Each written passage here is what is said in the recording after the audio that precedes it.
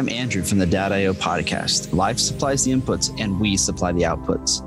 Part of the Gonna Geek Network, just like the show you're listening to now. Shows on the network are individually owned and opinions expressed may not reflect others. Find other fantastic and amazing geeky shows at GonnaGeekNetwork.com. Stand by for a brand new episode of All Things Good and Nerdy. Good morning, everyone, and welcome to episode 421 of the All Things Good and Nerdy podcast. This is recorded live on Sunday, October 11th, 2020. We have a show hopefully getting pulled off this week. We did have some technical difficulties, so anyone who was watching live is probably aware of us cursing at things, randomly throwing things, and, just living the dream of crap not working. But thankfully, I'm Chris. Joining me today, I've got one of my co-hosts that's going to help us hopefully not melt down due to technical issues. One Anthony Bachman. My computer wasn't so expensive, I'd throw it through the fucking window.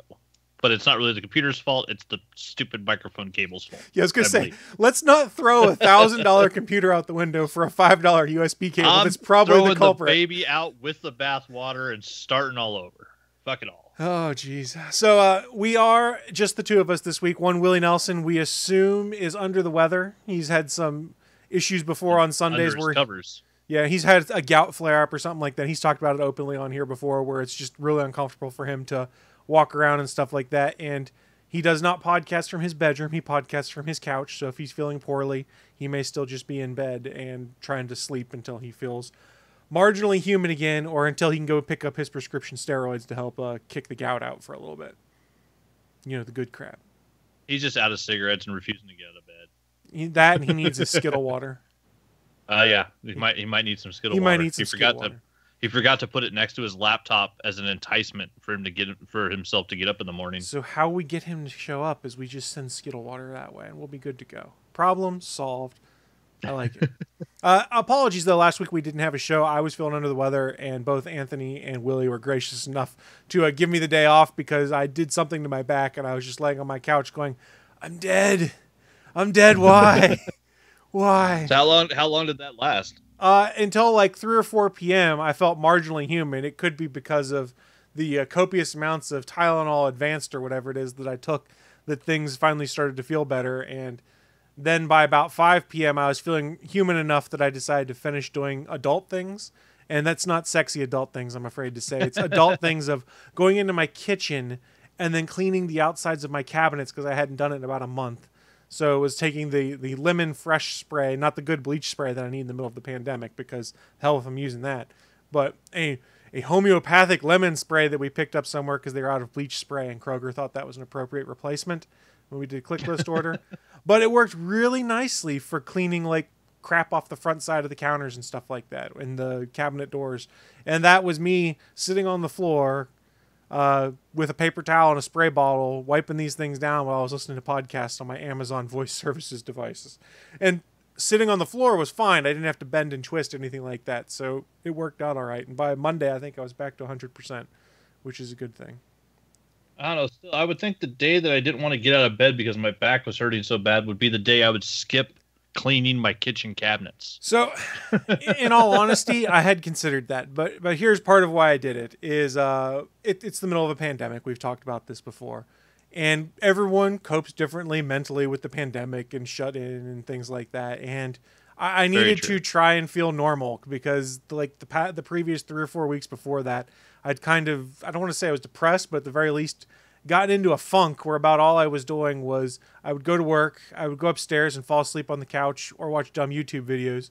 I would cook dinner, I would do the dishes, and then I would do it all over again. And I wanted to try and get back to at least feeling remotely normal again, doing things that were outside the norm of sitting on my ass, feeling like a bum and depressed because I couldn't go do the things I wanted to do.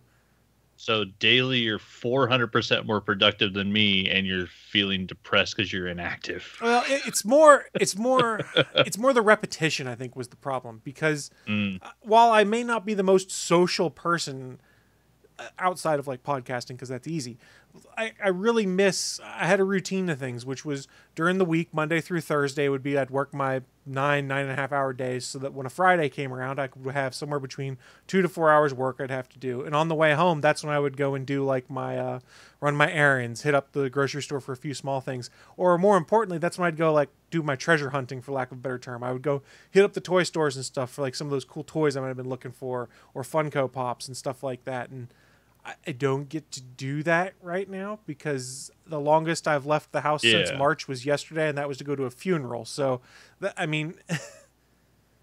so then, your daily routine becomes more of a rut, and then it becomes less fun. Yeah, and I think that's more of what it was. And it probably did... I thought it would be helpful, but it may not be helpful that I started going on like a YouTube binge fest of...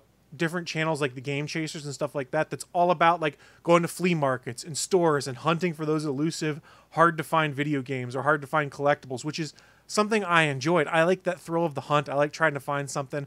I like that, and I'm going to sound like a junkie here, I like that adrenaline rush of yes, I got that insert item name here that I can't think of that I've been looking for months. Yes, I finally found it. And like paying $10 to find that action figure you've kind of had your eye on for months but never been able to find it. I didn't realize how much I enjoyed things like that. And I mean, that's part of it. There's other things with the pandemic, I'm sure, that's doing it. But I kind of wanted to be able to do things like that again. And I'm kind of forcing myself to not necessarily be better, but just kind of accept what things are now. And it is what it is. One day we'll get to leave our houses again. One day I'll get to go to a movie theater again, or go to a flea market to try and find vintage video games, stuff like that. But we're just not there yet. Going to be a world of renting out theaters. Jeff Tate just did that for a showing of Tenet in Cincinnati, Ohio area. So him and Doug Loves Movies, Doug Benson, been talking about how to deal with certain stuff, and one of the things they figured out was like his local theater, you could rent the whole thing out for $150. Nice. So he got like 10 people together, and they all socially distanced, and he did it like a little game show, like Doug Loves Movies. And so then it's like $15 a person, but you rent the theater out and nobody else can come in. It becomes a private party. You sit near the people that you came with, and everybody wears masks unless they're eating popcorn, and everything was fine. See, I have a Regal Cinema that is my primary go-to in town now, and Regal just closed everything indefinitely this week as of Thursday. So like they had the trailer for that Ryan Reynolds movie. What is it? Free Guy, I think is what it is, or something like that. Yeah, Free Guy. And I was like, oh man, this looks really good. And they're like, coming out in December, and I was like, well, shit, because I don't think I have any open movie theaters anymore. And then the secondary thought was, I don't know if I want to go to a movie theater still. Yeah. Well, I mean, we were already living in a world where you couldn't get people to turn off their fucking cell phones in a movie. Like during an actual film, people would be checking their fucking phones. So the idea that those people are going to be conscientious enough to not, cough on you as they walk past you to go out to use the bathroom, like I'm not risking it. Like it's not worth dying. There's no movie coming out that's worth dying. You are 100% right. Like there is no movie that is worth the risk of picking up COVID, and not necessarily because I'm afraid of what it would do to me. Okay, maybe I am a little bit at that point, but I'm more afraid of that I would get it, not know it, and give it to someone else. And that is my biggest concern I have with things, is that I don't want to unwittingly give it to someone I know and be like, oh my God, not that I really see many people I know other than my wife, my cats, and dog. That's about all I see anymore. Yeah. And occasionally my neighbor when I'm walking said dog, but I don't want to take that risk because I don't know that I want that guilt of being like, oh my God, I gave COVID to someone and they're in the ICU. And it's a lot easier just to suck it up, stay at home, get over getting depressed or whatever about things, and try and get back on routine. And that's part of what I've been trying to make a point of doing pretty much since last week when I realized I had to stop being that way, is try and get back into a routine of things, even if it's just something as simple as picking up the house as I needed to, or cleaning the kitchen appropriately. Like I haven't mopped the floors yet. That's my plan for today because return to normalcy. I probably need to mop my floors, which I'll use my steam mop because I'm lazy and don't want to actually get a bucket of water out. No, we're not going to talk about how long it's been since I mopped my floors. Well, I mean, bear in mind, there are 2 cats and a dog in my house. They are kind of self-mopping if you drop anything. So it's not like there's going to be any food on the floor. It's just little bits of dirt and dust that is not where the food is they clean up.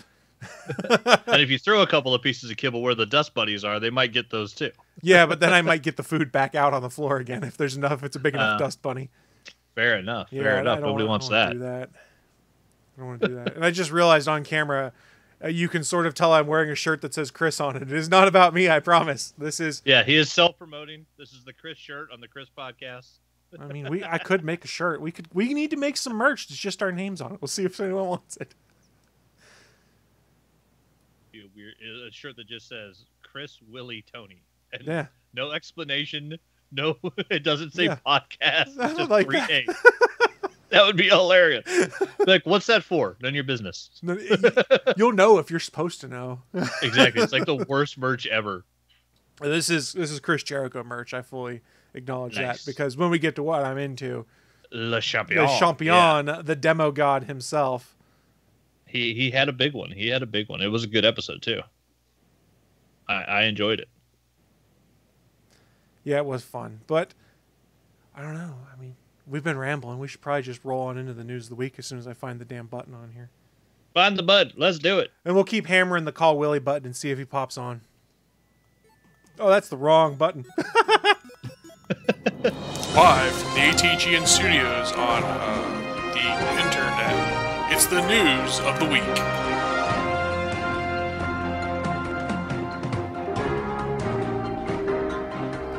Welcome to the news of the week. It's that part of the show where we run down what's in our minds some of the most interesting geeky and or nerdy news to have popped up here in the past week. Now, I fully acknowledge I was going to, if Wllie was on the show, make some ridiculous jab about the fact, oh, they released all the PS5 backwards compatibility stuff. Good luck playing Joe's Diner now. Because there's only like 12 games, they said, from the PS4 that aren't backwards compatible with the PS5. Which has a pretty nice list. Yeah. Like I haven't even heard of the games on that list. I think there was a that's Hitman nice game, and that was the only list. thing I'd heard of, was the Hitman game. They probably just can't backwards compatible those suitcases that fly and track people's heads right. like on a jet ski.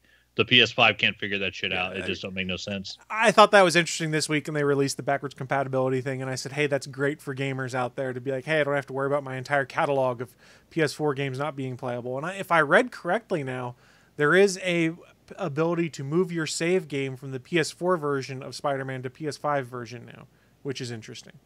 I may have read that incorrectly, because, and I am not putting on my fanboy war hat here, but there is a difference in how the forwards compatibility is being treated between the Sony side of the house and the Microsoft side of the house, because not everything from the way Sony described it save game wise and stuff will move over to PS5, it seemed like, whereas it is on Xbox. I don't know, I'm very confused.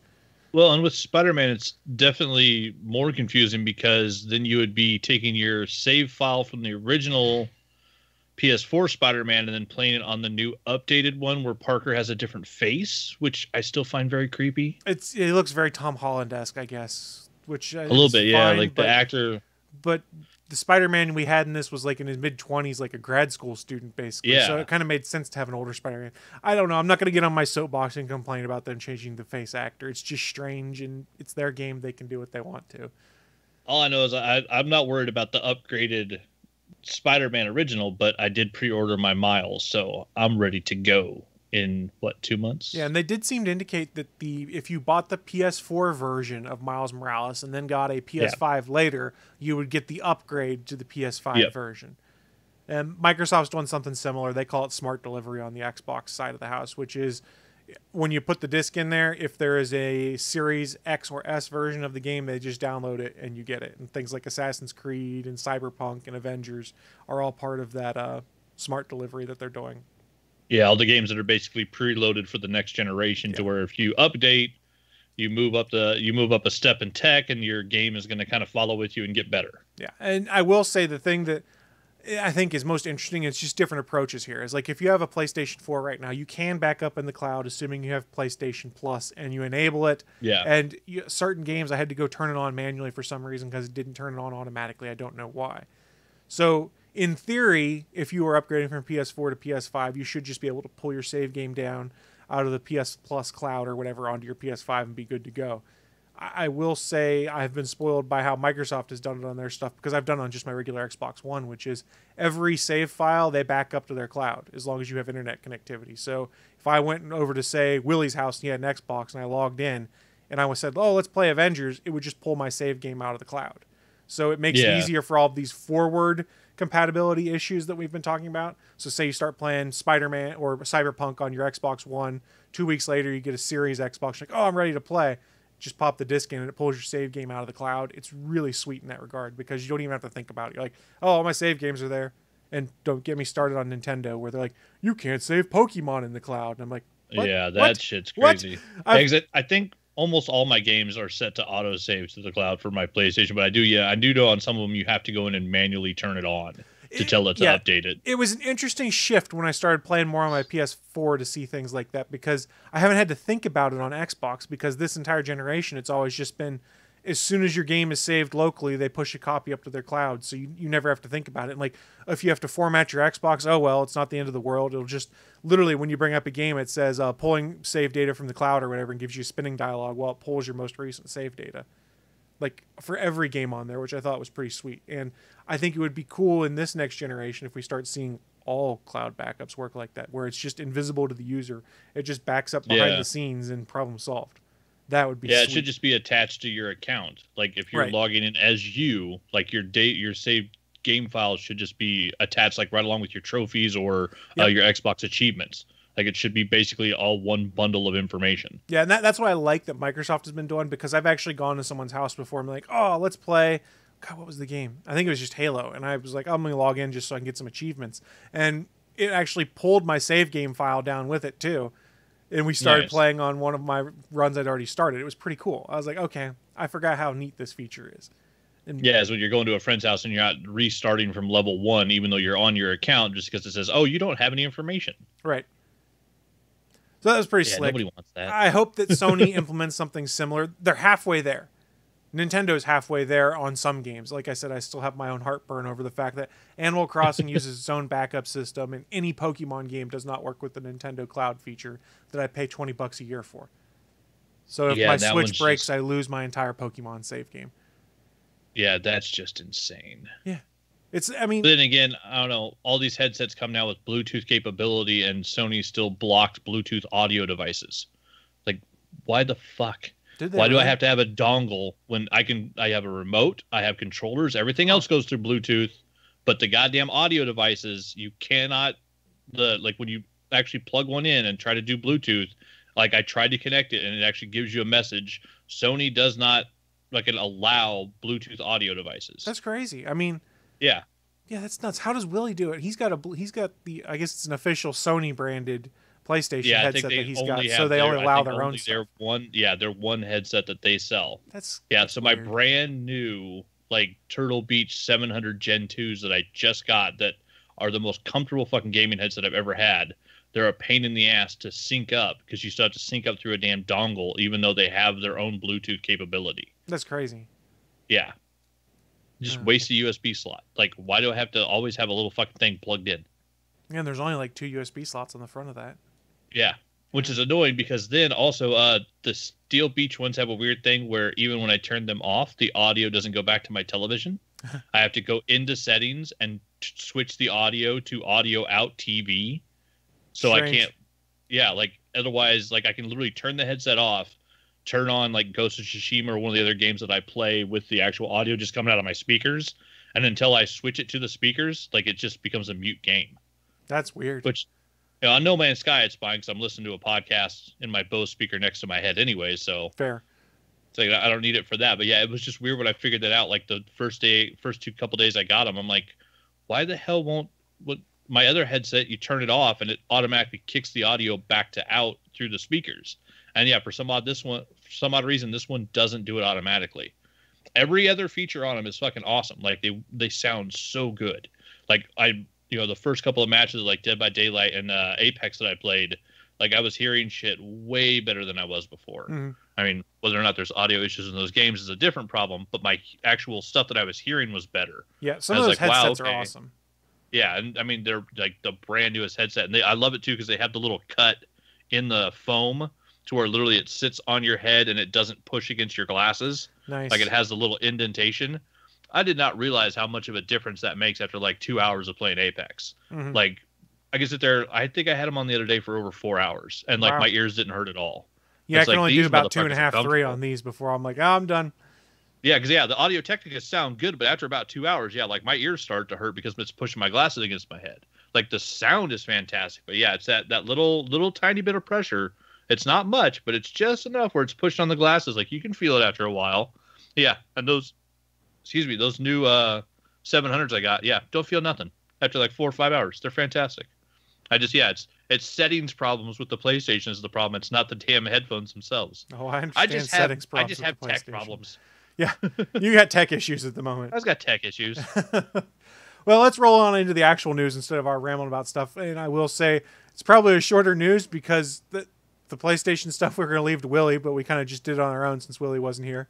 And my news, it's just something kind of cool to talk about for a couple minutes. But on the Disney Plus side of the house, I don't know about you guys. I like to rewatch Marvel movies from time to time. And it's always, until now, been kind of a pain in the butt because the organization has been weird on how they handled the Marvel movies. Well, it is no longer weird. If you log into Disney Plus now and you click the Marvel Studios banner, it'll take you to the entire page where they have now binned things accordingly. So you have just a top row that is the popular MCU movies. The next row, MCU Phase 1, followed by MCU Phase 2, and then Phase 3, and then MCU in timeline order, so you can watch them chronologically in which they occur. Followed by Marvel Legacy movies, so like all of the old Fox X-Men movies and things like that they just acquired. Then followed by live action series and specials. That's where you get like Inhumans, Agent Carter, Agents of S.H.I.E.L.D. And then the Legacy animation stuff. So classic 1960s Spider-Man, the 90s X-Men cartoons. They have changed the organization of all of the Marvel tab. And I think it is for the better now because you can be like, I just want to watch, I'm ready to start Phase 2. And you just go right to the Phase 2 section and find things. And everything is in the order it is supposed to be. It is weird to watch it in chronological order because if you do that, you watch Captain America and then Captain Marvel. Yep. And then I think Iron Man. Iron Man 1, Iron Man 2, Thor, Avengers. And so it feels strange. By the time Captain Marvel shows up in Endgame, you've forgotten that movie came out right before Infinity War. Oh, and then don't forget, once you watch Winter Soldier, you watch both Guardians movies then. Because in the timeline, that takes place at roughly the same time. And that Guardians takes place before Age of Ultron. Yeah, I did do an entire chronological watch through and just finished it, which was awesome. And the girlfriend watched Infinity War and Endgame for the first time and loved it. Yeah. Like she was so happy when Groot came back. I think she was ready to cry a little bit when Groot disappeared. Like that made her sad. Yeah, but then she was stoked because she didn't have to wait 8 months in between the two movies. We watched it the next day. Yeah, that also helps a lot. This is smart though, and Disney owns the service, so it's relatively easy for them to do things like that. But this is the kind of thing you like to see on your curated service to make it easier to find the content. And I'm sure we'll start to see it on some of the other tabs they have in Disney Plus now. I'm sure Star Wars probably is already laid out that way. I don't know. Let me have it pulled open right now. Let me see. I'm wondering for the Legacy stuff, will we ever see the death and trial of the Incredible Hulk? Ooh, I don't know. Can they get those back? Because those were NBC movies, I think. I think so. It would be hilarious if those showed up on Peacock right now. Right. They're like the only two Hulk movies that you can't watch on Disney Plus. Come watch them on Peacock because they're NBC Universal. Yeah, because there was the Hulk movie where he met Thor, and then there was the death, or I think it was the trial of the Hulk. Trial of the Incredible Hulk. Where you had the Daredevil that was in an all-black outfit. Mm-hmm.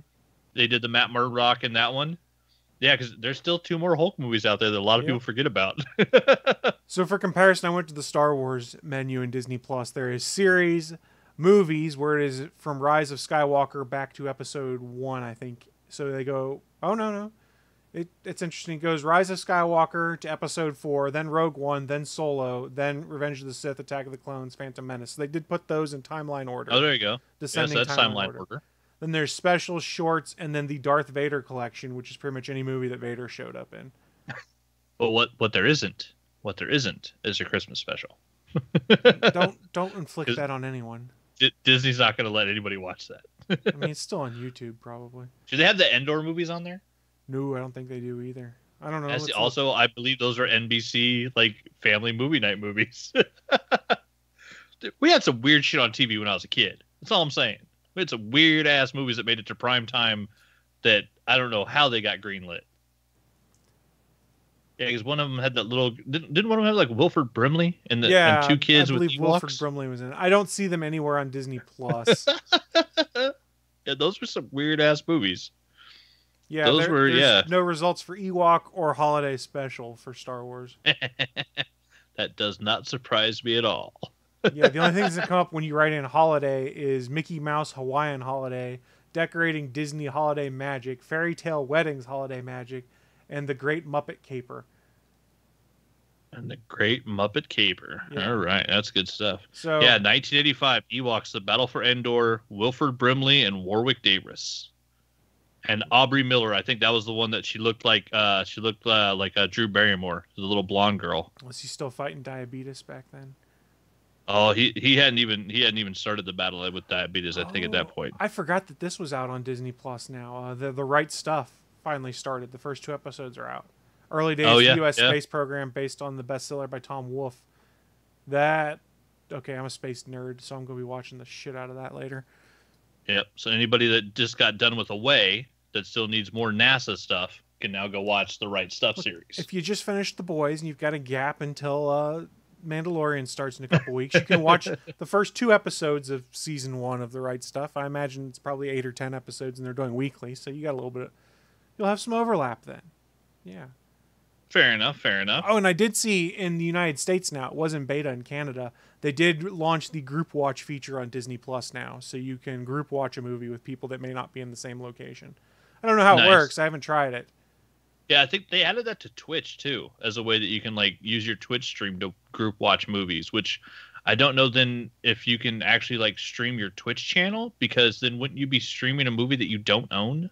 I don't know. Maybe it's only limited to people that have the actual link or something. Because the way this Disney Plus one works right now is it brings up an invite screen and then it gives you a link that you copy and send to someone. So my guess is it is establishing a shared screen across those limited to 6 connections or whatever, and does it that way. So it ends up being like a private screening. A private screening. My guess is Twitch is probably doing the same thing where you have to have that link to be able to view it. And then if I haven't tried it yet, but I saw it. Holy crap, Boy Meets World's on here. I forgot about that. I need to get off the Disney Plus page. I just closed Disney Plus so that I wouldn't stay in trouble on that and find more. Yeah, you're just thinking of all the stuff you want to watch later today. I got football to watch because the corona hasn't killed it all yet.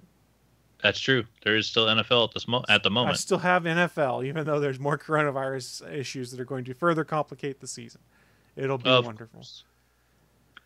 Well, I mean, after the first couple of weeks, so many people have been injured anyways. It's got to be one of the most injury-filled, opening seasons I can remember in, 10 years. I don't, because they didn't get to train appropriately. Half-speed, no-pad training camps aren't really going to get you in game shape.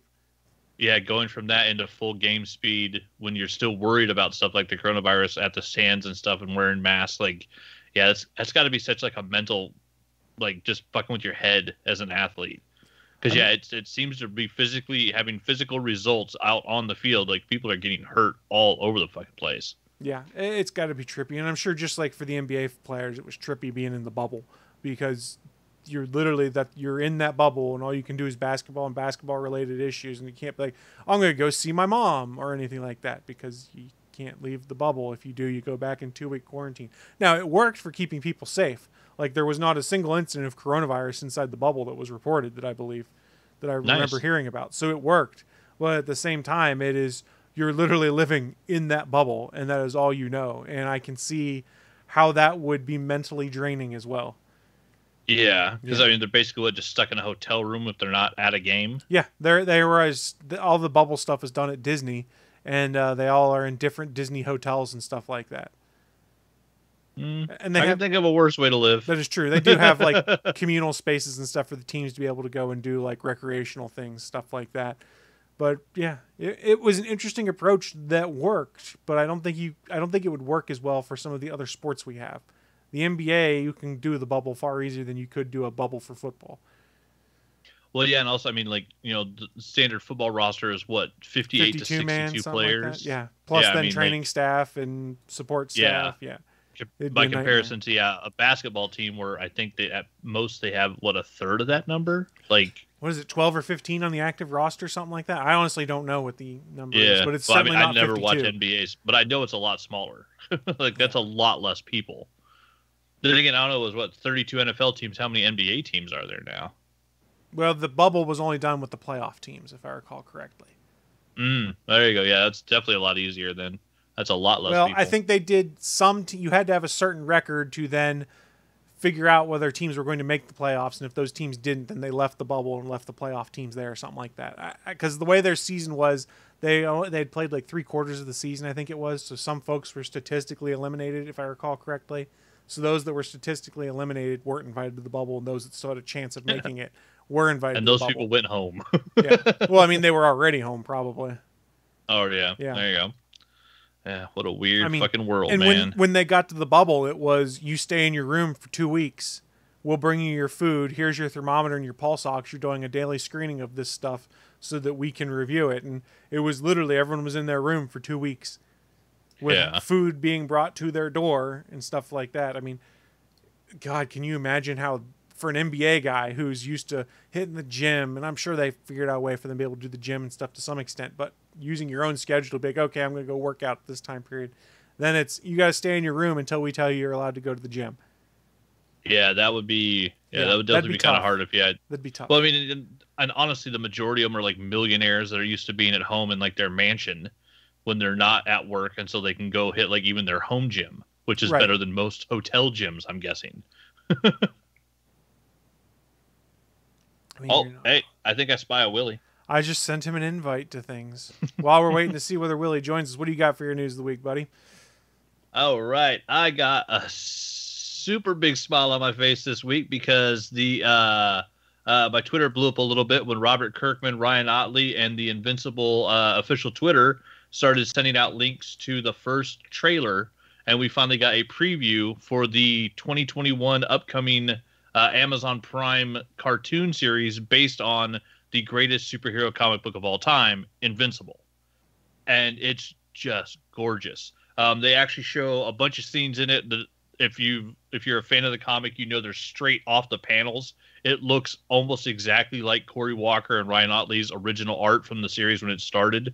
I mean, it looks really, really faithful to that art style. It's a really clean, like there's not a ton of, cross hatching and extra details and stuff to make things look super realistic. It's more of a streamlined look. It almost looked, kind of animated in the book itself, and they kept that style along with it for the cartoon. And it's just awesome. And some of the voice actors that they've already got on there, to actually see them doing the roles. Stephen Young from The Walking Dead is Mark Grayson, the main character. And then to see him, they did the scene where he's playing catch with his dad, Omni-Man, and hearing J.K. Simmons, the voice of Commissioner Gordon, and J. Jonah Jameson, talking to his son. And it's an awesome scene because they're literally floating up above their hometown, and you see Omni-Man just chuck a baseball, and they're sitting there talking.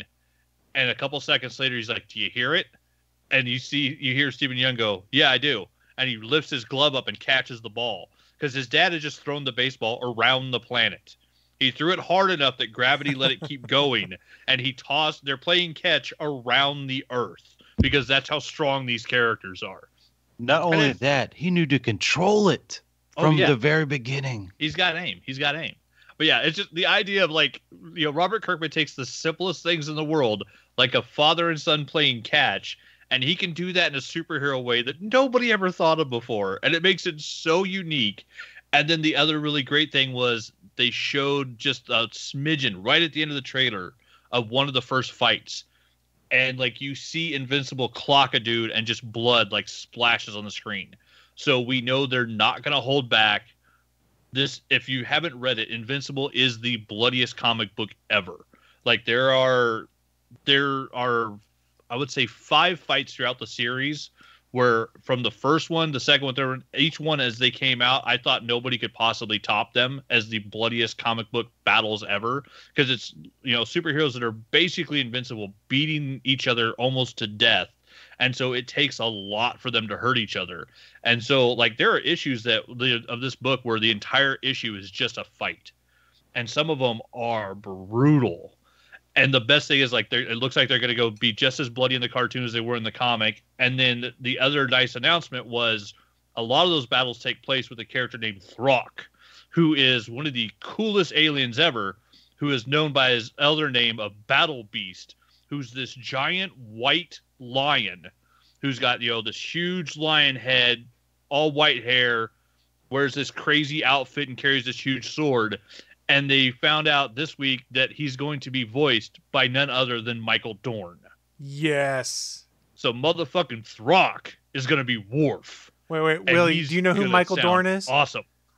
Yes. Who's Michael Dorn? Well, you just said it. I mean, I recognized the name. I knew it. But until he said Worf, I was like, wait, I know it. Yeah, I know the it. name before. I was waiting to see if it was clicking in your head because I could see it. I could see it right in your head. Like, I know this name. Where do I know it from? I wasn't trying to nerd shame you. I promise. But this character sounds like it's straight up from He-Man. Oh yeah, and he looks like it. He looks like it too. The name to the look. But yeah, it's an awesome character because literally like his only goal in life is to find a fight with someone that he believes is on his level. And so like he's literally gone around and conquered worlds and destroyed armies because he's as strong as like the main characters in the story, Omni-Man and Invincible. And he's literally spent his entire life looking for a fair fight.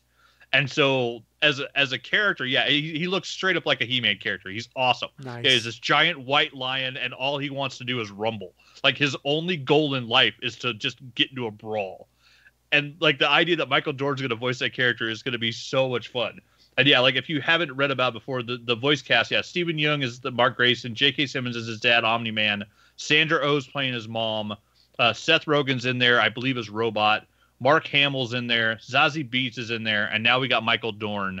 Like the voice cast on this is going to be as good, if not better, than that new He-Man that's coming out. Like next year, we got a lot of like good cartoons that are going to hit the airwaves that have just amazing voice casts. But yeah, this one looks just as bloody as I hoped it was going to be, and I can't wait because man, like literally, Invincible is my favorite superhero comic book of all time, and the idea that they might do the whole series is just amazing. I think next year, I think we get 8 episodes. It's the first season of Invincible. So I don't know how far they'll go in there. I don't know if we'll get to the first or second trade. If we get to the big reveal, the very first big reveal that shows you why it really is a Robert Kirkman story, and it's not just a standard superhero comic. Because yeah, I mean, with if anybody's a fan of Kirkman, they've read The Walking Dead. Like it's one of those things. Like he creates worlds where nobody's safe. Like there's always surprises to be expected in a Robert Kirkman world. And Kirkman grew up reading comics. He grew up reading Superman and Spider-Man and Batman and all them. And so when he made a superhero universe, he took all of those cliches, looked at them, and said, "How would I change this?" And so you have all those same cliches like superhero battles and team ups and all of that stuff's in there, but it's all got that little Robert Kirkman twist on it. And so damn if it's not, it's different. Like it's different. But yeah, I'm excited. I'm down. Invincible next year. I was a little angry, not gonna lie. About what? There was something that the show, something made me angry. I was like, I don't know if I'm gonna like this because it's not coming out till 2021. What the hell? I was like, ooh. Was this coming out soon? No. Well, I mean, 2021? Oh, you can go fuck yourself. Really, 2021 is 2 months away at the I earliest. don't know when they started it. They started work on it like 3 years ago. But yeah, it's also, they've been saying 2021. We don't know if it's going to be January or December. So they haven't narrowed down when it's launching. Well, let's also realize that the bulk of the new entertainment we're going to be getting right now is mostly animated stuff because they don't have to put a bunch of people in one place to do it. Yeah. You don't have to have actors on set and things like that. You can, in theory, if you have the right setup, you can record your audio at home. And some of these voice actors probably do have pretty nice setups at home. Or you get a really good audio engineer who can clean up stuff coming from semi-professional gear. So I would imagine that we're going to have a lot of animated content or things like that coming up because, pandemic. Yeah, between Invincible and the new He-Man from Kevin Smith and Mark Bernard, and like I'm stoked to get some new cartoons. Add those to the boys, and like I'm getting bloody good entertainment. Oh man, the boys is so good. Invincible looks like the mature follow-up to the best Disney movie of all time, which is of course Sky High. Sky High. Yeah, by comparison, like the violence in Invincible would be almost X-rated by comparison to how Disney-fied Sky High was, because Sky High was very child-friendly. I love that movie. It's one of my favorites, but it's very non-violent and there's no blood. In Invincible, when somebody with super strength punches someone else, that person gets broken and they lose body parts. Like, oh yeah, I can't wait to see some of the fights that they have in the Invincible universe when they actually animate them. Like, oh, the fights with Conquest are going to be so good. Yeah, it looked really good. Just the 2-minute trailer had me go, man, I can't wait to see this. Let me guess, he comes to conquer? No, Conquest comes to kill.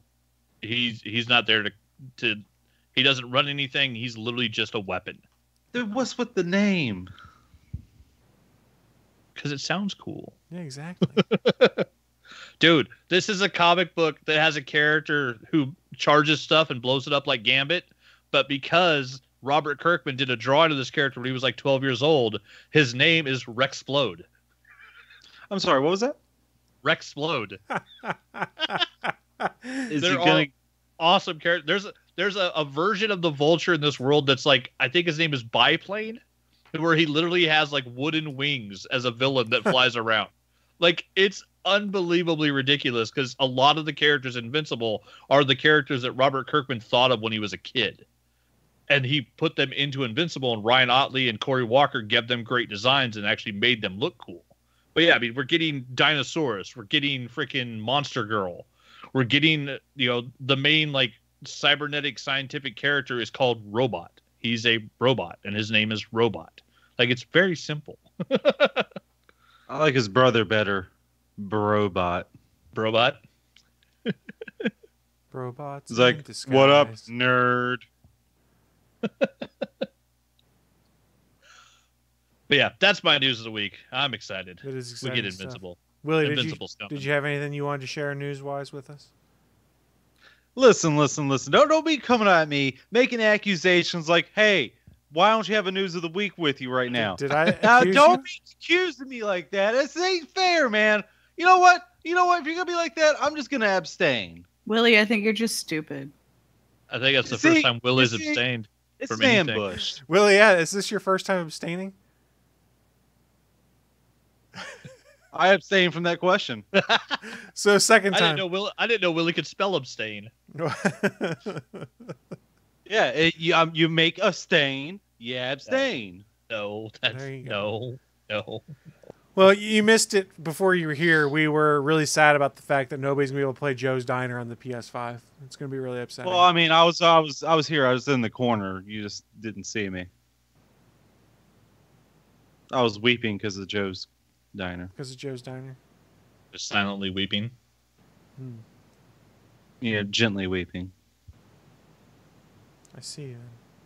like a soft summer rain. Weepy. This took an interesting twist, I see.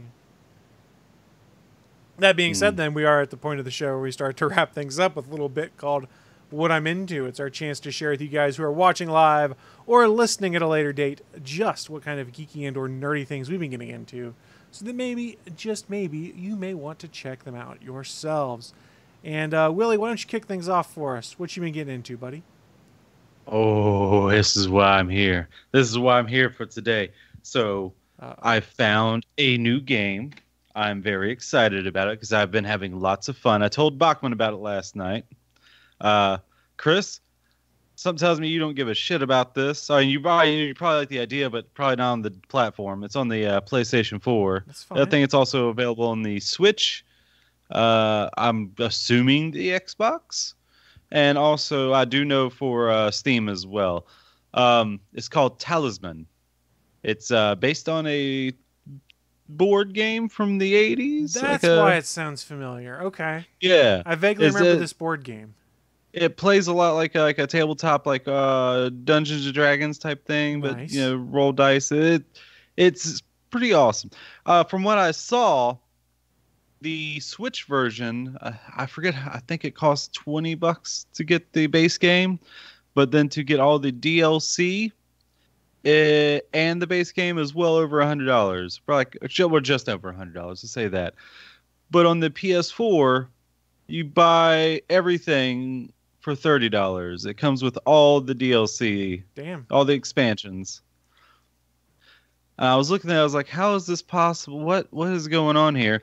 Yeah, and I've played a bunch of games of it, and it took me about like 5-6 games in to realize, oh wait, I can change the win condition. Nice.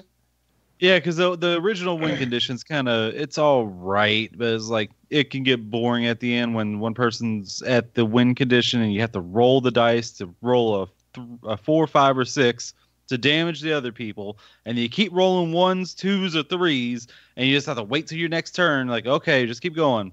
We're just delaying the inevitable here. Just keep it rolling because no one's gonna kick me out of here. But yeah, you can change the win condition. That makes there's one that's made pretty awesome. But yeah, Talisman. I would highly recommend it because I've been having a lot of fun with it, and I finally found an awesome board game for the PS4. It says on Google search that it is on Nintendo Switch, PS4, and PlayStation Vita. Those are the platforms you can get Talisman Digital Edition. And Steam. Oh, it's on Steam. They didn't have Steam listed can't guarantee it's on Steam. Okay. I guarantee it's solid on there. I think it has like 2 or something more expansions than what's available on the PS4. I don't even know what all expansions available on the Switch. Once I saw it was like a PS4, I was like, sure, let me do that. Only $30 and you get all of it. I think it said there's 58 characters you can be, like little figurine people you can be. I think that's what I read it said it was. Yeah, that sounds right. I watched the trailer after we talked about it. I think it says 58 separate characters. So when you go on Steam, their content for the game says there is 46 items available for the game. Yeah, a bunch of those. I think all but like 2 of the expansions are on the PS4 versions, which is why I've been playing. And most of the characters are locked behind the different expansions, where you have to put on the expansions to access the characters, which is all right by me because I mean I've been going through them one at a time, putting on one expansion at a time. You can put on all of them if you want to, all at the same time. It's up to you. You can change, and I think the different win conditions are for each individual expansion. And so I've been going slowly through those and playing them. Yeah, the ninja's pretty fun. I would say if you first start out, try the warrior because it's just easy, just bing, bang, boom. Hack and slash. Everybody loves some hack and slash. I will say the interface, the UI, a little bit wonky. I am a full-on master of it now, but it took some time to get used to. It is a little wonky with the controller, not gonna lie. It is definitely built for Steam. Yeah, there was originally a Windows game from like 2007, it looks like, when I go on Steam, because the minimum requirements on Windows, like this is any machine we have nowadays can do it. Requirements for minimum: Windows 7, 1.6 gigahertz processor, 512 megs of RAM, 1024 by 600 resolution display, and 600 megs of storage. Wait, do you hear that? Do you hear that? I hear Brobot. What a nerd. I'm sorry. What a nerd. What a nerd. Jesus. Yeah, I can definitely tell that they were a little sloppy with the moving it over to console where you have to use a controller. Because the main menu, when you've got the options to start the game and all that, it is definitely just from like the PC version because there has an options thing in the top left of the screen. Yeah, there's no way to access that options thing. It's just an icon in the top left. It ain't selectable.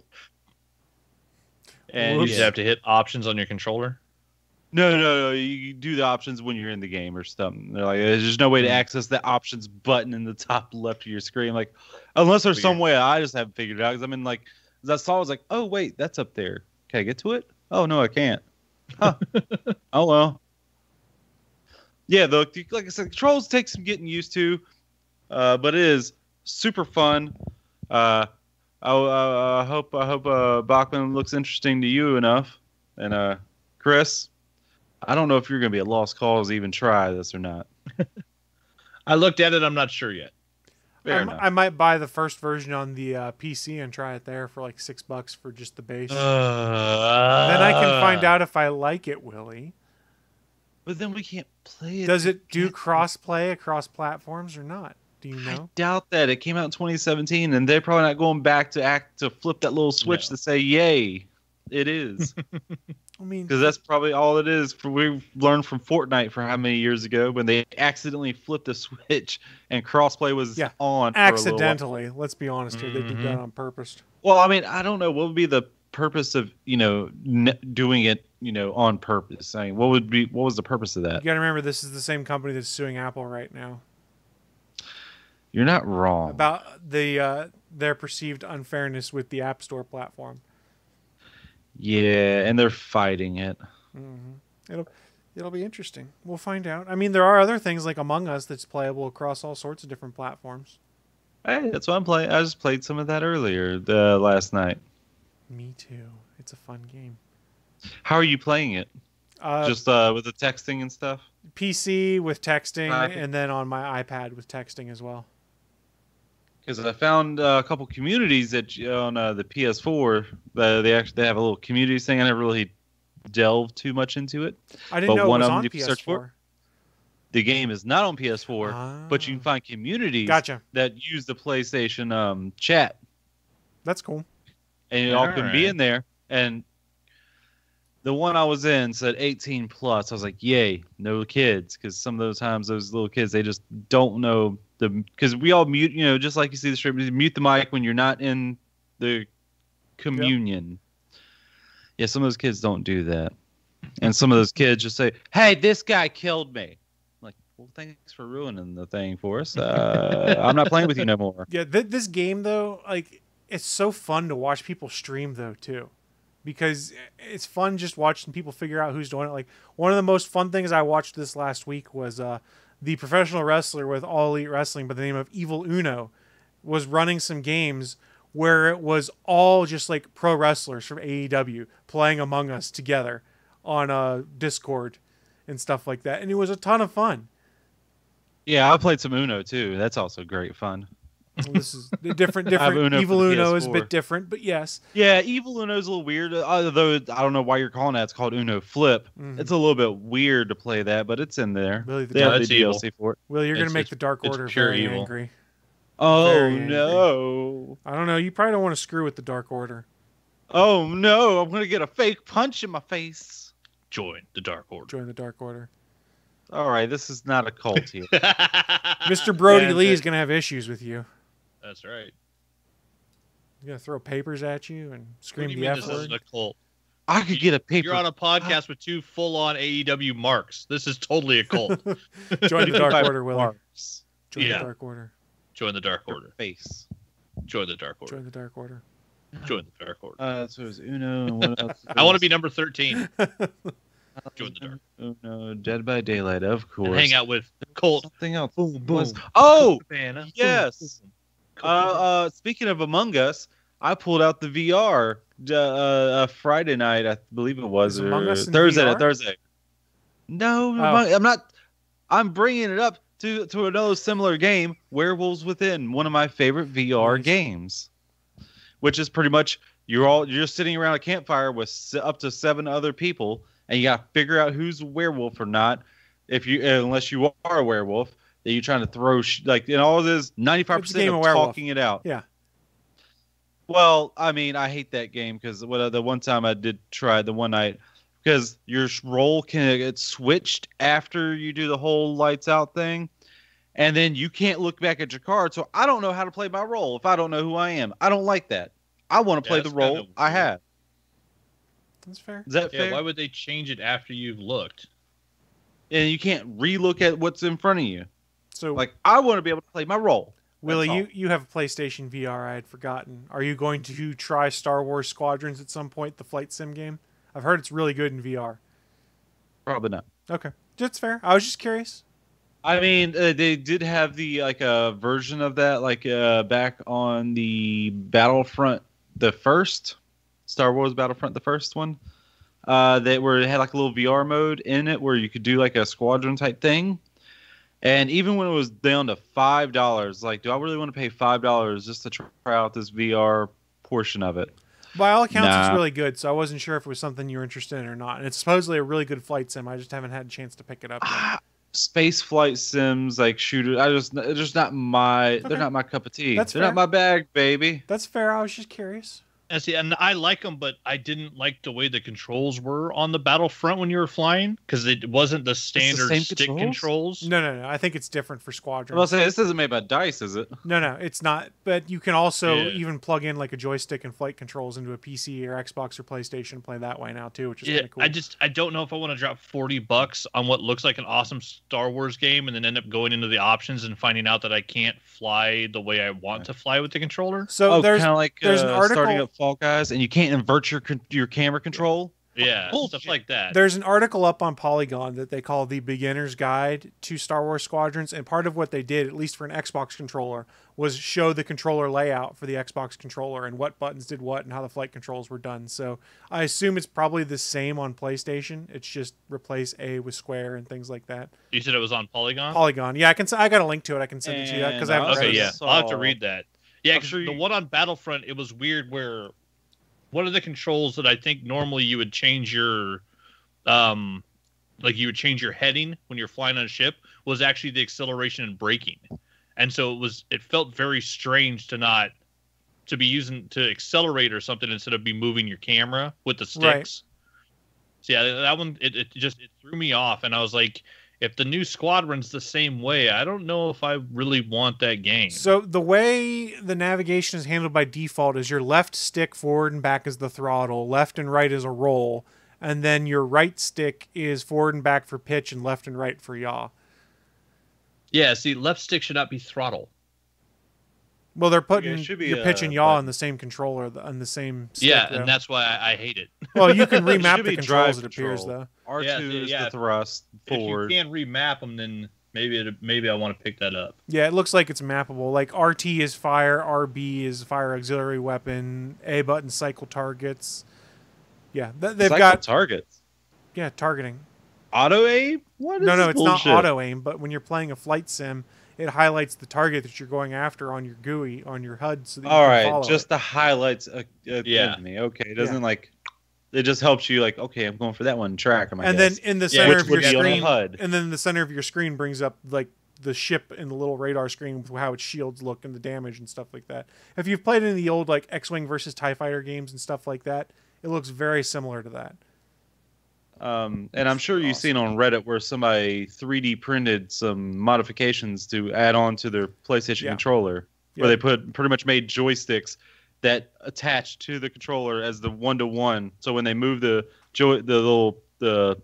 joysticks, it moves the little Yep. thumbsticks on the controller and That's the pretty buttons cool. too.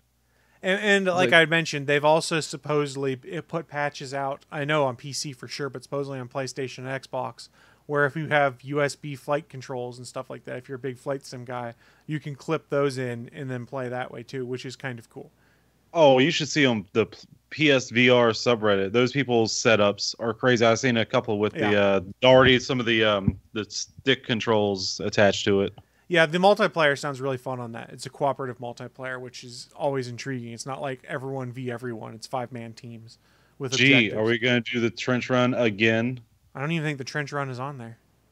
That's surprising. The single player campaign is basically like a 6 to 8 hour campaign that teaches you how to do the advanced things you'll need to do in multiplayer, is how it was described. The game looks intriguing, and for $40, I'm kind of like, that don't seem too bad. And it's going to be Series X/S and PS5 upgradable, giving you better graphics and stuff too. Yeah. I was just pointing that out to you, Wllie. I just don't really care about the game, so that's all fair. about that. Anything else you've been getting into?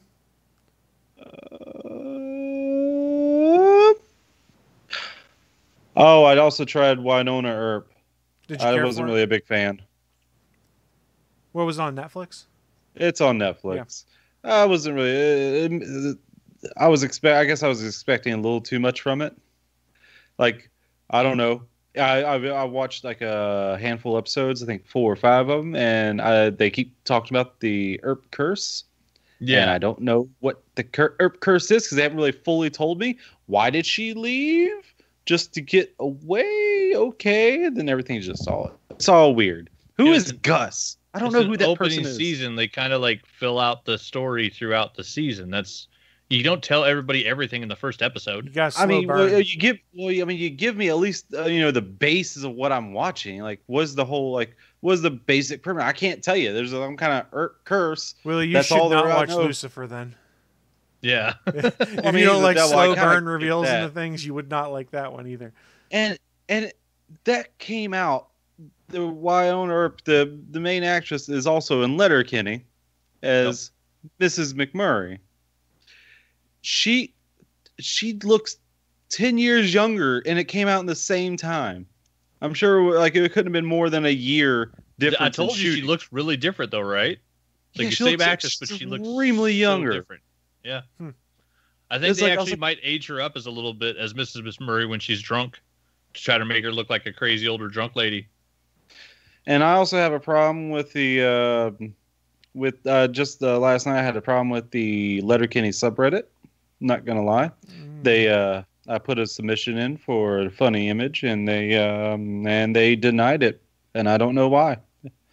The rule they said it broke makes no sense because it doesn't. This is whatever. You know what? Welcome to I got Reddit. a problem with the mob. Welcome to Reddit. I have some problems. I'll send it to you guys. Speaking as a Reddit moderator, I can understand how some things would be difficult to enforce. The rule is a little vague, and it doesn't really explain. I don't know how mine falls under it. That's fair. So that, I bet whatever the rule is, I bet you broke it. If it's because of the word cunt is used. Well, if it ain't the Invisible. I'm glad you said that because that transitions to what I'm getting into, which is I finished The Boys season 2. Okay, no yeah. spoilers. Where one William Butcher calls everyone a cunt. There's your spoiler, true. Wllie. That's all I'm going to say. No more but I spoilers. ain't the invisible cunt. Yeah, I won't give any spoilers other than the fact to say it was really good. I wasn't sure where they were going with it, but I did greatly enjoy it. And Anthony Starr is fucking amazing as Homelander. Just amazing. Oh, you didn't get that from the first season? No, I did in the first season, but he gets to do so much more in this season. Where you just he does acts some serious without work this year. Yeah, he does so much nonverbal acting this season where it's all just like things written in his face or the way he has to look about certain things. And it's so good. He is really good in that role. And I fucking hate Homelander so much, but I love how he's portrayed because the guy does such a fantastic job. That one of the best. Have you been watching the post show as well? No, I haven't watched any of that yet. Oh, you gotta watch that because it makes it so much better. Because Anthony Starr is on like 4 or 5 of the post show episodes, and to see him at home with a little scruff and his brown hair, and the nicest guy in the world after you just saw him do the most psychotic shit ever. It's so telling of how, like, if you already think he's a great actor, wait till you actually see him talking to Aisha Tyler and you see how nice he is. You find out he's an amazing actor. He's such a nice guy in real life. He's like the new Joffrey. Yeah, exactly. Well, except apparently this guy's sticking to acting. But yeah, the post show is fantastic. Like, it's worth watching. I've literally been watching it after every episode. The very first episode of it's called Amazon Prime Rewind Inside the Boys. It's hosted by Aisha Tyler. Yeah, the name's way too long. Yes. But literally, if you finish an episode of The Boys, you can push down, and it's in the people also watched, and it's right there. But they didn't have a post show for the first season, so the first episode is a post show for the entire first season. Oh, nice. And she brings on like 4 or 5 cast members. And then this season they've done 1 episode per. So there's 9 episodes of the post show. And honestly, you can sit and watch all of that in a row after you watch 2 seasons of the show, and it's as entertaining. She has them play stupid games. She has them in character give thoughts and prayers to other characters on the show. It is fucking hilarious. And yeah, honestly, seeing Anthony Starr on there is just, it's worth it. Because that guy's so nice. Yeah. And he plays the world's biggest psychopath. I think this show's going to open some doors for him because in all honesty, I went and pulled up his IMDb right now and I don't recognize or I didn't watch any of the other stuff that he's done. Like, I've heard of Banshee. Evidently he was in Banshee for 3 seasons. Like, I never saw it, but you go back and look and like it's a ton of stuff that I've never heard of. And like his film credit that I can only find is Without a Paddle.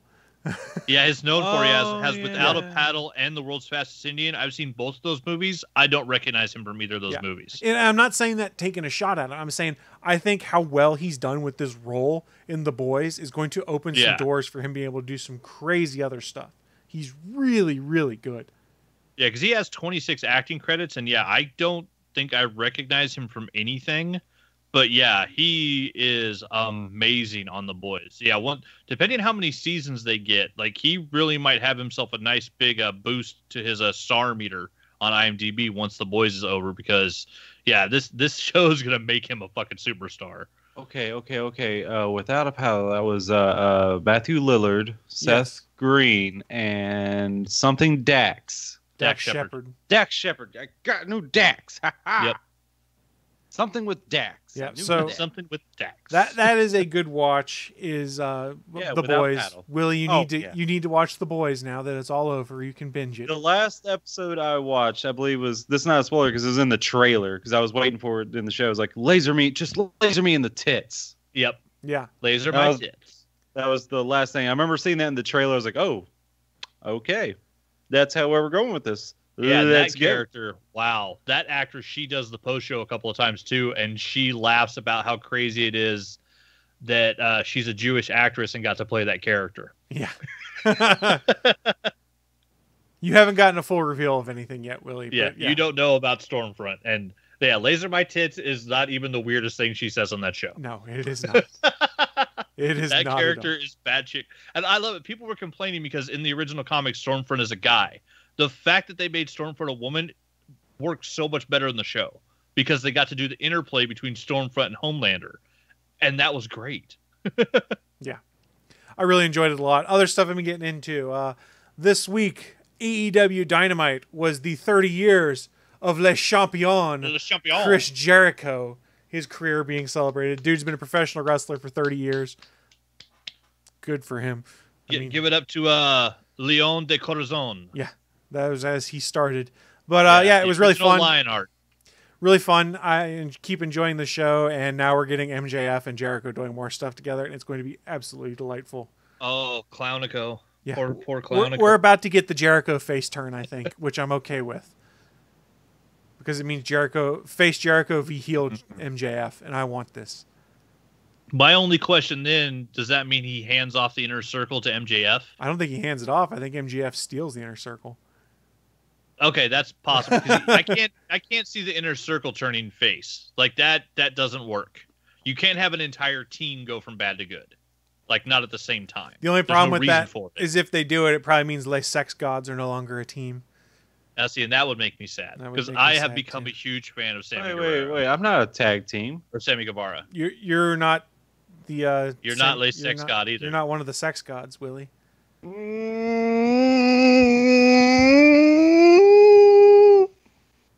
Make all the noise you want. You're still not a sex god. But yeah, that was a lot of fun. Jericho celebrating 30 years. It's hard to believe that that dude is older than some of the folks that were in like the Attitude Era that you're watching now, and probably wrestles better than half of them still, and he's 50 years old almost. Well, I mean, hell, he's got Sammy Guevara in the group who isn't as old as Jericho's been wrestling. Right. Sammy's like 24. Like, Jericho's literally been wrestling longer than that kid's been alive. Same thing with like Matt Hardy and the Private Party stuff too. Like he's been wrestling longer than they've been alive. No, I'm sorry. I'm going back to this. You're calling me not a sex. I learned everything I learned from one of the sex elders, and that's Nicolas Cage. I just have to list some of his parables. Like, I can eat a peach for hours. I learned from the best. All right. You've just watched Face Off too many times. That's not the same thing as being a sex god. That's not possible. First of all. Well, it might be. He's going full Cage on us if we're not careful here. He's going to go full Cage. Go full Cage. B, C, D. Yeah, I'm not going to do that. Other stuff I've been getting into. Been playing Among Us on PC and on iOS. I had a pretty good run. No invites. Well, I mean, I was just hopping in on random games, Wllie. Whatever. I'm sorry. And he doesn't like you. I'll make sure you're invited. I do want to try and put a game together. So if there are people listening to this that are interested in picking up a game of Among Us, let's go for it. It's free on mobile or like $6 on PC. I'm available. Willie's available. I did have a nice run. $6 on Steam? I think it's $6 on Steam, $5 or $6.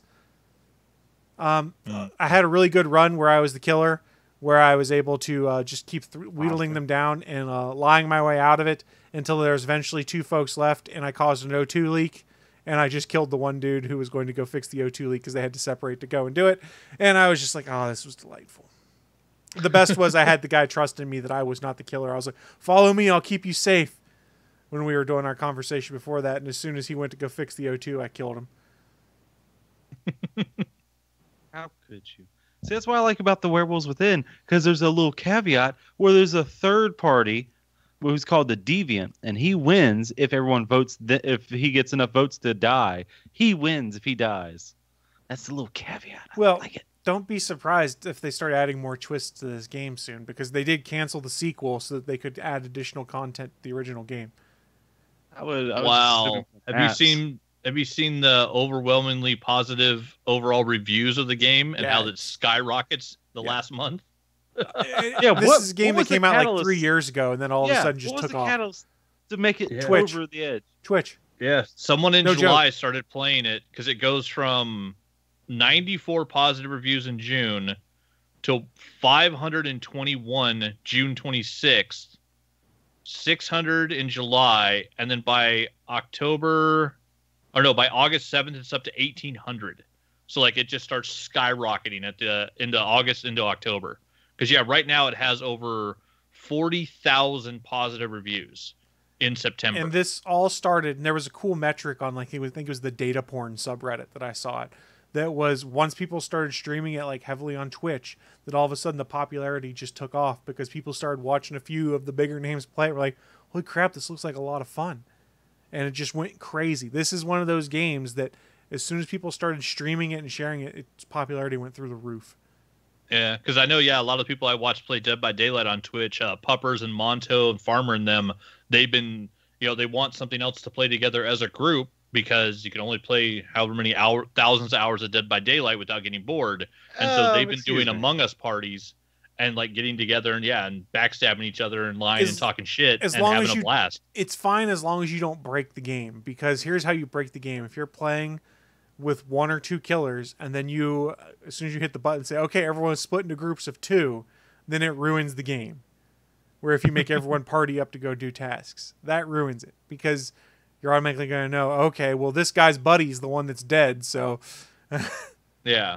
Well, and also, because isn't it partially on the honor system where if everybody's in voice chat, then when you get killed, you have to stop talking? You do not, you can only talk when the button has been pushed for a meeting. So in between, when everyone's playing the game, you are not allowed to talk. And then when the button is pushed, when normally the chat room would be open, that's when you can unmute and talk. And if you are dead, you do not talk.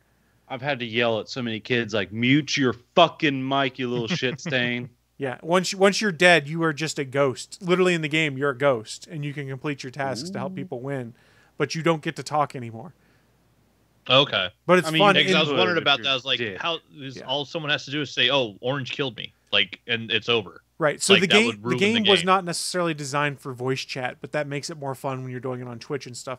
Because when someone pushes the button to have a meeting, it then brings up a chat room on screen, and the chat room is only accessible when you're in these conference meetings when someone's pushed the button. And if you're dead, your text only displays to other dead people in the chat room. Mm-hmm. So even their text is blocked from the actual live participants. So the live participants can't see dead people chat. That was the one thing I wasn't catching on the game. I'm like, how are they blocking the dead people from just saying, "Well, Blue killed me"? Yeah. Like, duh. Because that would be and that would ruin the game. Because of course that wouldn't be any fun then. It's actually pretty well designed in the way in which it's intended to keep it from being unfair. Now, if you're playing voice chat, in theory, someone who's dead could ruin it by going "fuck you, Red" and then hanging up or something like that. And because it's kind of the honor system. If everybody's in voice chat, you just have to not talk. That's what actually happened to me earlier when I killed somebody, went away, and then the other killer reported it, and the dead person came back and said it, like, Black killed me, which I think it was orange at the time, and Black was my other imposter, and then everyone they just jumped in and said it after they were dead, and like, what are you doing? Like. And then afterwards, I didn't really know, because she knew I killed her, and she was like, I didn't know. I thought because she misheard him say something earlier and just holding it against him. I was like, what a fucking... Everybody's sus. What a real McMurray. Yeah. What a real McMurray. It's a fun game, and it is nice. What I've realized playing that game is when you find someone who does a visible task where you can see it being accomplished, like venting the trash or something like that, or the medical scan, then you can trust them. And it actually adds a bit of a twist to the game, because if you're a killer, you don't want to go fake doing one of those tasks that would normally be visible. Because there are some tasks that actually completion makes it visible on screen that it's been done. There are other tasks but then people like, oh, I saw him over there, but then I didn't see the taskbar fill up. Fuck you. Yeah. And right now it's $5 on Steam. Yeah, I paid for it on Steam for $5 because why not? Yeah, I've had a lot of fun with it. How are the controls in Steam? WASD on the keyboard for your directional controls. I bet it's a lot better than the goddamn virtual controller. And then you have a mouse button that you use to click like the report button or to interact with things. The mouse basically replaces everything you would touch control, and then you use WASD to navigate. Or your arrow keys, whichever you're more comfortable with. It's pretty nice. I've enjoyed it. Must be nice. Yeah. Wllie, you're always sus. I don't want to play with you. No, you see, the funny thing is, Chris don't get a lot of these references, I'm guessing. I've only watched up through like the first 3 episodes of season 2 of Letterkenny. Well, you watched the best episode, I'm going to tell you that right now. Okay, then why do I need to keep going? Last season is so mwah. The whole last season. If you tell him he's already watched the best episode, that's not going to give him a reason to watch more of the show. Oh, I'm sorry. Being 0.5% less awesome is too bad in your book. Yeah, that's exactly it. I mean, we all agree that the 3rd episode from the first season is probably the worst. The blank book episode. I don't even want to say it. I don't like that humor. Okay. Yeah, that was not great. Yeah. I like the super soft birthday party, which I think is the second birthday party. That's pretty the good. very second. That's one of my favorite episodes of television. It's also ever. the first appearance of Joint Boy. Can we cancel my birthday? Hard no. But that's what I've been getting into. Have a super soft birthday party. That's what I've been getting into. Bachman, wrap things up for us. What have you been getting into, sir? See, I've been reading some comic books, getting caught up. I think I finally finished all of the Darth Vaders that were available on the Comics Unlimited app. So I tore through like 7 or 8 graphic novels. I actually had to bump up my Goodreads goal for the year again because I broke 70 books this year. Which, quarantine has made it where, just tearing through some books is a lot easier. I started reading one of the Parker novels that were done by, it's the guy that did Darwin Cook. Darwin Cook did a version of one of the Parker novels as a graphic novel, so I've been reading that. Almost got that done. I actually finished the first novel in the series for Altered Carbon. And yeah, weirdly enough, lots of good ideas in that book. Not amazing follow through. The first season of that show is the best version of that story. Like what they did with that first season of Altered Carbon is the best version of that book. Like the book's good. It was entertaining. But like I read through the book now and it's like, wow, they took a lot of the concepts in the book and just made them better. Whoever wrote that script for the Altered Carbon show really like perfected like an 80% perfect idea. It was like the book was 80% of the way there of almost making a perfect story. And yeah, whoever actually scripted out that show really tied some things together and moved some characters around in a way that makes it such a better story. Like that first season of Altered Carbon is an almost perfect sci-fi tale. Quick side note for you. I just saw as I went on my Twitter, Evil Uno has said they're doing another live play of Among Us. It's going to be him, Colt Cabana, Allie, Excalibur, Leva Bates, Alex Abrahantes, and Mr. John Robertson from Twitch, I guess is the guy's name. Some Twitch comedian and improv guy on there. So they're playing Among Us at 4 p.m. That sounds like it would be a fun crew too. Indeed. They've had Miro and Kip Sabian on there before. Wllie, you should ask Evil Uno if you can play. Tweet at Evil Uno. I already have Uno. I love it. It's fun. Yeah, you should all get it so we can play Uno together. I have started. Evil Uno. Yeah, I did watch some of these other guys' Twitch stuff as they're streaming it. And one of my favorite things I saw, and I didn't remember until I saw a reply tweet to this real quick, was Allie explaining Donkey Kong Country. Someone stole all his bananas, and he's pretty pissed about it. And I was like, "That's the plot." Yeah, I mean that's the story of that game. It was fun. Other than that, finished off Dead by Daylight, ended its new archive, their version of the Battle Pass, which, once again, I ended up just buying a bunch of levels because I decided I'm not going to stress myself out with trying to do the umpteen hundred challenges in that game, because just trying to pay for and do multiple battle passes at the same time was just causing me stress. So I just bought the levels I needed to get my Dwight Pizza hoodie, and so I'm happy. Yeah, Pete, the Dwight Pizza hoodie is life. The pizza hoodie is the best thing in the archive. That's what I got. Yeah, I got that, so I'm good. I'm 65, 70 levels through the Apex Battle Pass right now. They just released their new limited time mode, which once they fix their server issue, because they also went into beta for crossplay.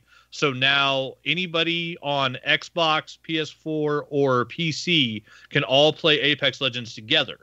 The difference being that if you join a friend that's on PC, you will be put into PC lobbies. Ooh. So whether you're on Xbox or PS4, so nobody on PC can come play on the PS4 servers. Nobody on PC can go play on the Xbox servers. If you have a friend that's on PC, you're going to be playing on the PC servers. That's tough. Yeah, so I mean, you're going up against people that can point and click heads with their mouse. So it's a different type of gameplay.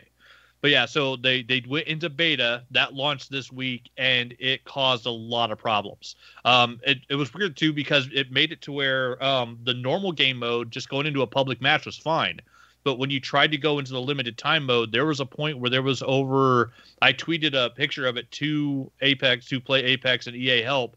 There was a point where there was 1,057 people in queue for a match, and it would not put any of us in a match. Like it was just collecting people, and you kept getting the message matchmaking, and then starting server, and then it would click and go back to matchmaking, and then starting server, and then but it never actually started the server. So it was just gathering people that were coming in to start a match, and would never actually send them out in groups of 60. Ooh. So yeah, that lasted like a day and a half right after it went out, which, and hey, it's a huge company doing a giant update, and they're still, as far as I know, all doing it from home.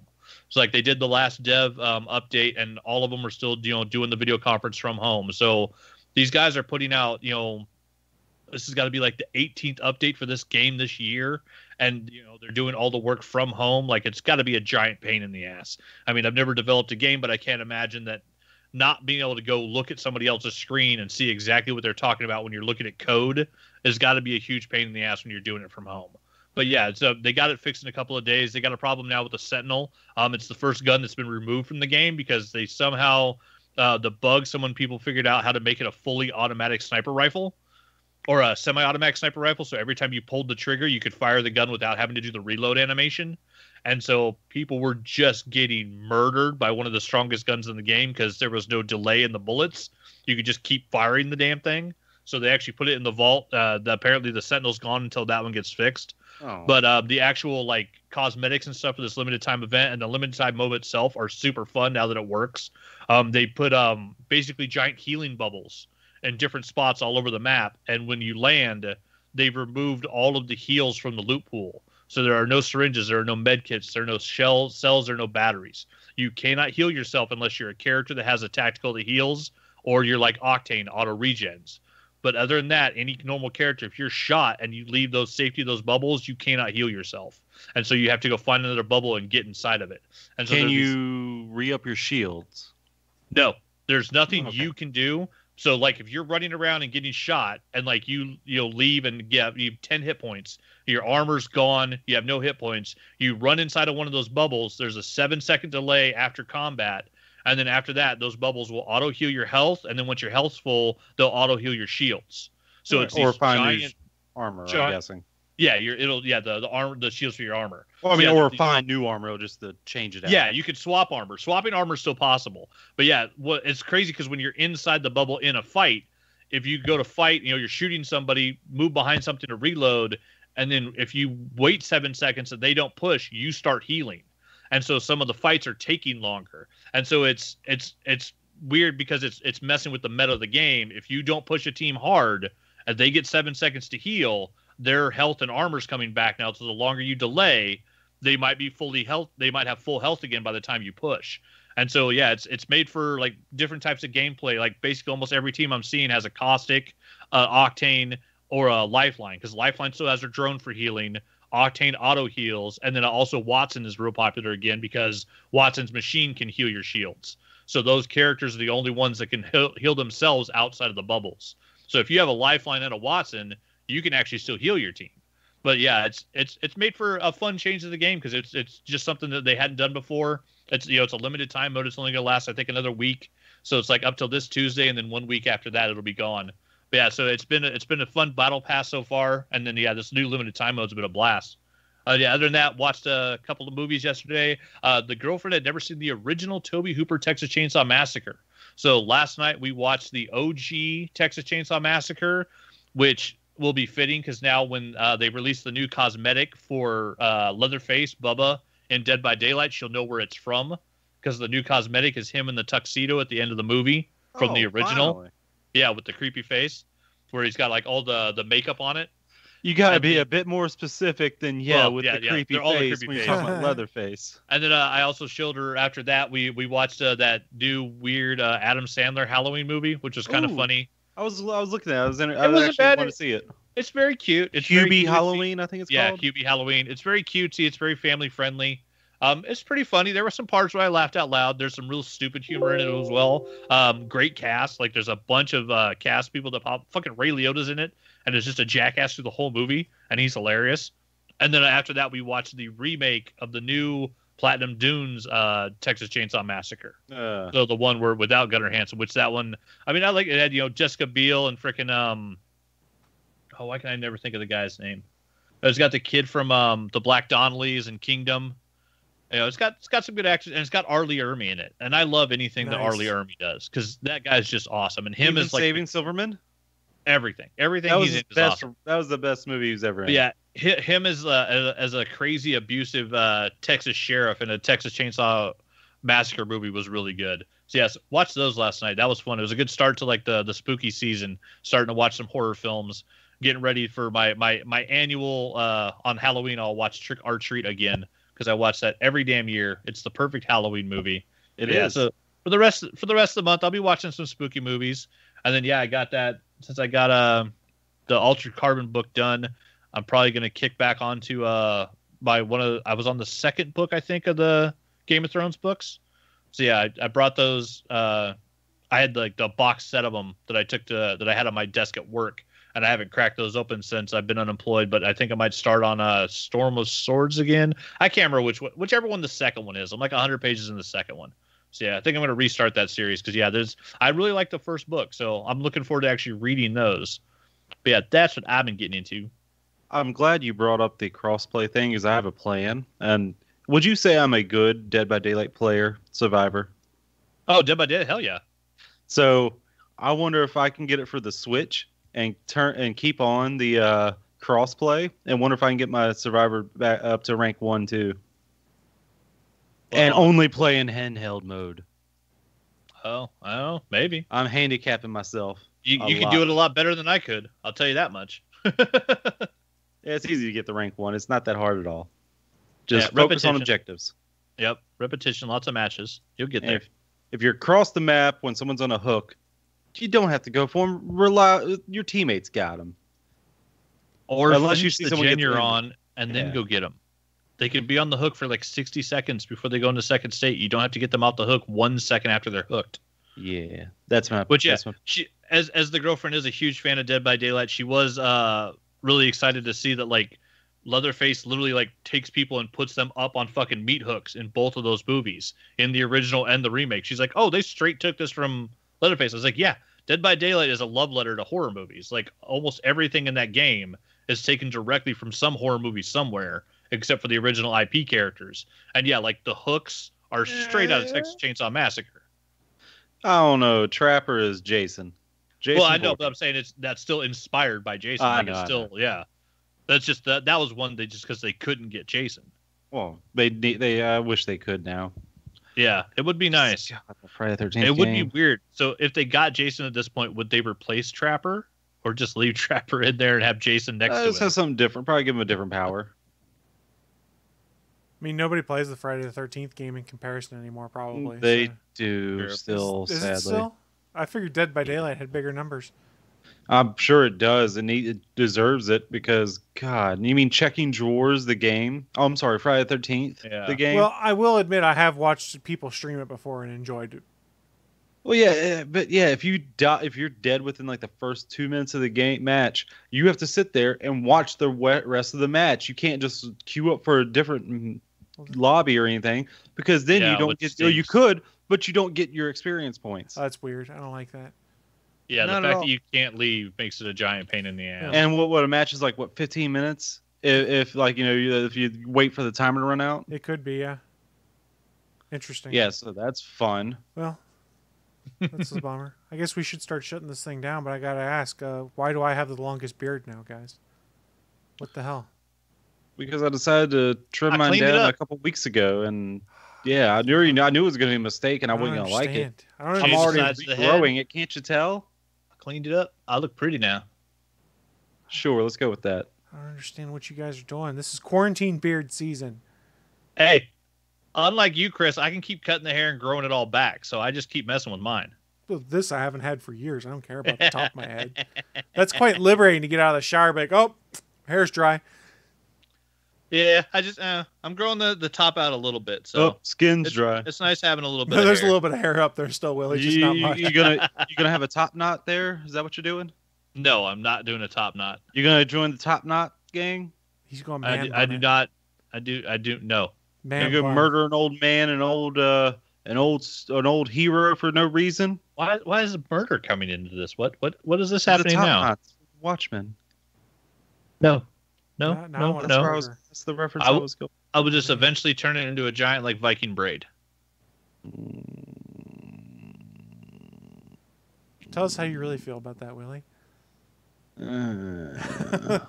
Well, on that note, we're going to start shutting things down. Before we shut down the stream for this week, do you guys have any final thoughts for our audience out there? I had a awesome experiment, a human experiment to do. Uh-oh. And you're experimenting on humans? Yes. Again? Yes. Are you putting your fingers where they don't belong again? Well, I always fingers do, but in butts. That's not what this one in particular is about. So my thought experiment was to have it put a puzzle on a table and never touch it, just to see when people come over if they get interested and they work on it, and see how quickly it can be done. That's my experiment. How's it going so far? I haven't started it. Okay. Oh, that's a cool experiment idea, though, isn't it? I think you should keep but us unless updated. any of those people just heard it. No, you think any of my friends listen to this? That's true. That's a good point. How many of your friends listen to us? None of my friends Only listen to a my few. That's a good thought experiment, is it not? I'm intrigued to see where it goes, Wllie. Oh, we forgot to check in with you, Wllie. Were you able to obtain a PlayStation 5 yet? How has your quest gone? Terribly. I'm sorry. I guess I'll attempt your idea of just showing up at a Walmart before midnight. The question is, you got to check. I don't know if Walmart's hours have been impacted due to the Rona. I'll fucking figure that out. It used to be in a month from now. I don't know if they're all 24/7 anymore. One exact month. Yeah, he's got time to figure it out. You got 1 month and 1 day. Well, no, 1 month and less than 12 hours. I got 1 month and a bad attitude. I got 29 days. 29 days to go, Wllie. Well, I know. You've sent us the thing. I just want the 24 clock to come off screen now. I think we need to have someone go film Wllie as he hunts for his PS5 that night and channels his inner Jack Bauer. Jesus Christ. I'm not all that into it. But I want this excitement in my life is all I'm getting at. That's all. I'm not doing this for your entertainment. I'm doing it for my entertainment. Yeah. He wants you to be that into it, so it'll be more entertaining for him. Come on. You guys keep calling me a fanboy. I'm not. Get on board. Get on board. I never seriously called you a fanboy. I've done it jokingly. Bullshit. I called him a flan boy. That's a very different thing. Ooh, I do love flan. Yeah, see. Who doesn't like flan? What the fuck are you talking about? The anti-flaners. Anti-flaners. Oh, yeah. Those people are weird. That's true. I put those in the same group as Mandela effectors. Well, I was thinking of flat earthers. On that note, thank you everyone for watching us live this week. Those of you that didn't, please check out a live stream sometime. And we will see you all next week live 11 a.m. Eastern, 10 a.m. Central for more geeky horseshit shenanigans, because that's what we're here for. Bye, guys. Damn right. The flan earthers. thanks for listening to this brand new episode of the All Things Good and Nerdy podcast. Don't forget, we'll be back next Sunday live at 11 a.m. Eastern, 10 a.m. Central over at live.atgnpodcast.com, channel 3 of the Alpha Geek radio app, and over at our network home at gonnageek.com/live. If you have any feedback for the show, please contact us atgnpodcast@gonnageek.com, on our hotline number at 304-806-ATGN, or even better, go to Twitter and send us a message at ATGN Podcast. The music you've heard in this show is produced by Kevin MacLeod and can be found at incompetech.com.